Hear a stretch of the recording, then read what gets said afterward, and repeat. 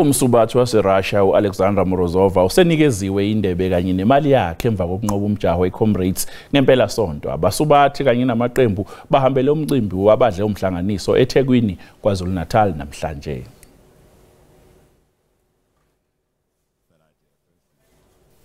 uMarazovaq uvunyelwe ngomzuzu wokugcina ukuba ingxenye yeComrades Marathon ngemuva kokunqoba enkantolo elwela ukugijima ngemuva ukuthi inhlangano iComrades ithe imvimba ngomyalelo weWorld Athletics ilandela uthwinyo olubhekene nezwe iRussia. iComrades Marathon Association ithi yona ngeke isiphikise isinqumo senkantolo uma udaba liqhubeka. I was very upset from the very beginning, but my position is that I'm an individual athlete and I'm not representing Russia on the international scale, so mainly as individual athlete.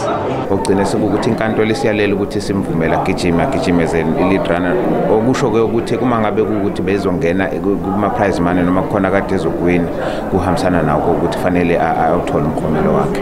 Ushampiyoni ngamunye uklonyeliswa ngo260,000 wamarandi kwabesilitha uTete Dijana noAdele Broodryk baphinde baxexezwa ngo100,000 wamarandi ngokuba ngabokuqala bakuleli ukuqabula intambo. Happiness is all about happiness and joy, so I don't know how can I explain it.